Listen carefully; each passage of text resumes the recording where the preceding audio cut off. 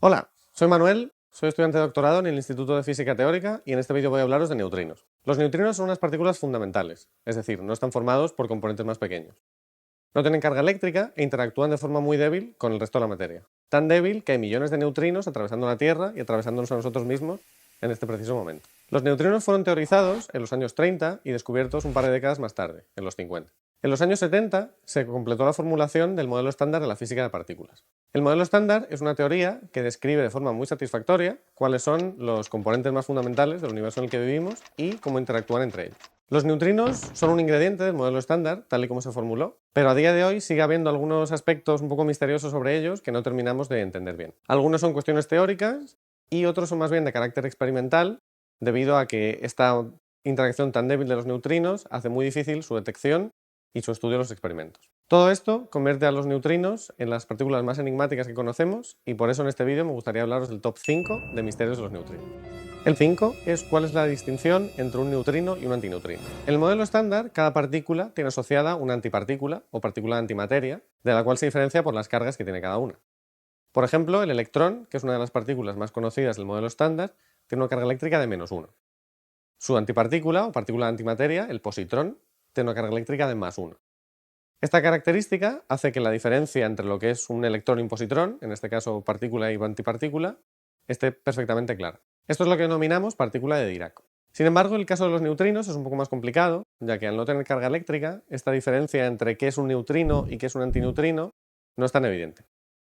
De hecho, hay hipótesis que sostienen que un neutrino podría comportarse a la vez como materia y como antimateria, lo cual también puede entenderse como que un neutrino está constantemente transformándose en un antineutrino y viceversa. Esto es lo que denominamos partícula de Majorana. Hasta el momento no conocemos ninguna partícula de Majorana en el modelo estándar, pero no hay ningún argumento fundamental que impida que los neutrinos sean de este tipo. Esto tendría consecuencias muy importantes y de hecho hay procesos en física de partículas que solo podrían ocurrir en el caso de que los neutrinos fuesen partículas de Majorana.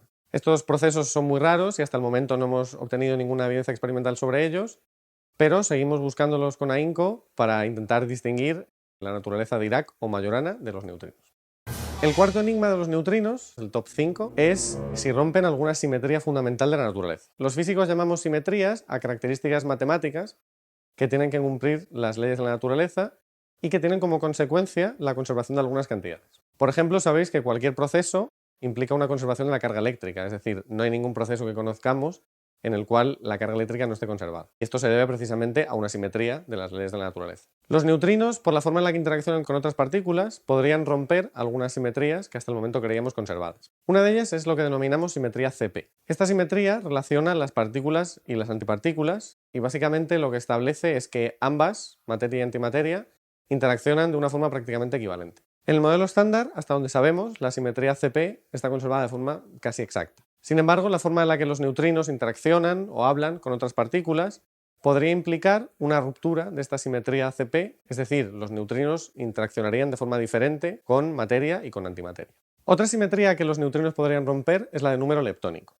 Los leptones son un subtipo de partícula en el modelo estándar que engloba tanto a los neutrinos como las partículas con las que estos interaccionan, que son el electrón y sus compañeros más pesados, el muón y el tau. El hecho de que el número leptónico sea una simetría implica que el número de estas partículas al comienzo y al final de cualquier proceso físico se conserva. Sin embargo, precisamente por lo que os comentaba de que no está muy claro la diferencia entre un neutrino y un antineutrino, podría ser que la forma en la que los neutrinos hablan con otras partículas implicase una violación del número leptónico, es decir, aparecerían o desaparecerían leptones en algún proceso que podríamos observar. De nuevo, hasta el momento, ninguno de estos procesos ha sido encontrado experimentalmente, pero seguimos buscándolos para poder obtener más información sobre las posibles simetrías que podrían romper los neutrinos. Y esto tendría consecuencias muy importantes, ya que nos permitiría entender cuáles son las leyes más fundamentales que gobiernan nuestro universo. Voy con el tercer misterio de los neutrinos, que es cuál es el origen de su masa. Probablemente es el más relevante. Puede que ya sepáis que en el modelo estándar la masa de todas las partículas viene de su interacción con el bosón de Higgs. Cuanto más intensa sea esta interacción, más masiva será la partícula correspondiente,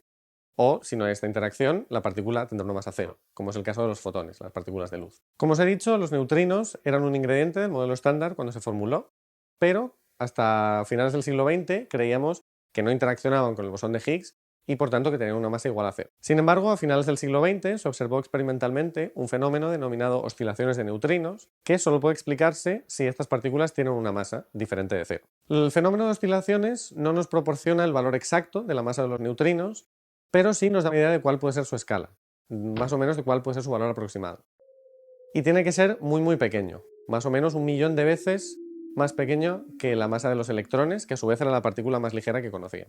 El hecho de que los neutrinos tengan una masa tan pequeña implicaría que su interacción con el bosón de Higgs es extremadamente débil. En principio no hay nada que impida que este sea el caso, pero esta interacción tan sumamente débil nos hace pensar que puede haber algún otro mecanismo por detrás de la masa de los neutrinos y que explique este valor tan pequeño.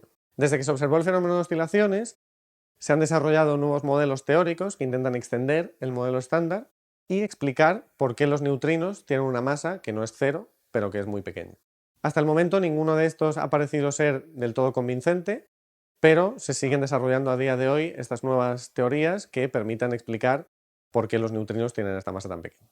El segundo enigma, el top 5, es cómo están ordenados los diferentes tipos de neutrinos en cuanto a cuál es la masa mayor. No os he dicho, pero hasta ahora conocemos 3 tipos de neutrinos que pueden ser organizados en función de con qué partículas interaccionan o de cuál es su masa. Si nos atenemos a este segundo caso y ya denominamos a los neutrinos neutrino 1, neutrino 2 y neutrino 3, puede haber 2 escenarios que denominamos jerarquía normal o jerarquía invertida en cuanto a cómo están ordenados en función de su masa. En el caso de la jerarquía normal, el neutrino más ligero es el neutrino 1, seguido del neutrino 2 y el neutrino 3 sería el más pesado.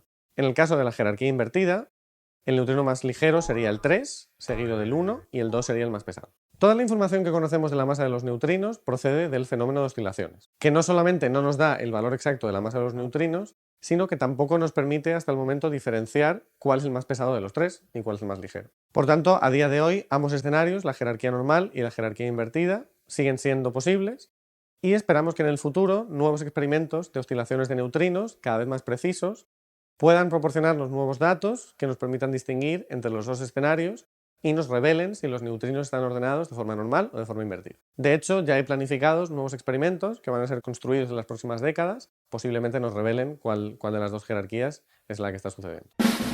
Y el primer misterio de los neutrinos, el top 5, es cuántos tipos de neutrinos existen. Os acabo de comentar que hay 3 tipos hasta el momento que conozcamos, pero no hay ningún argumento que impida que existan un cuarto, un quinto, un sexto neutrino o incluso más. Estos neutrinos interaccionarían con la materia de forma incluso más débil que los 3 que ya conocemos y por tanto se denominan neutrinos estériles. Esto hace que su estudio a nivel experimental sea muy complicado y de hecho hasta el momento no se han detectado, no tenemos ninguna evidencia de su posible existencia. Entonces os preguntaréis por qué seguimos buscando partículas que parecen no existir.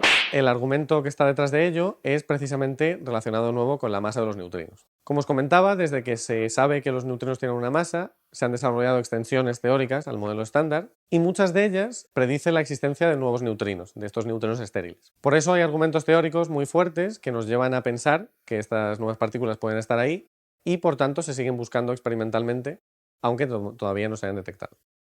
Tenemos la esperanza de que puedan estar ahí, que las podamos detectar en los próximos años y que puedan estar detrás de la explicación de la masa de los neutrinos. También me gustaría añadir que si bien la masa de los neutrinos que ya conocemos sabemos más o menos cuál es su escala, cuál es su valor aproximado, en el caso de estos estériles no tenemos ni idea de cuál puede ser la escala de su masa. Podría ser muy pequeña, como la que ya conocemos, o podría ser extremadamente grande, muchos órdenes de magnitud mayor que la masa de cualquier partícula que conozcamos. Esto las hace todavía más difíciles de encontrar, pero seguimos en la búsqueda. Esto ha sido un resumen de los misterios de los neutrinos. Espero haberos convencido de que estas partículas son las más enigmáticas que conocemos, que hay mucho que todavía no entendemos sobre ellas, pero precisamente por esto son muy interesantes y son muy divertidas de estudiar. Así que espero que os haya gustado el vídeo y muchas gracias por escuchar.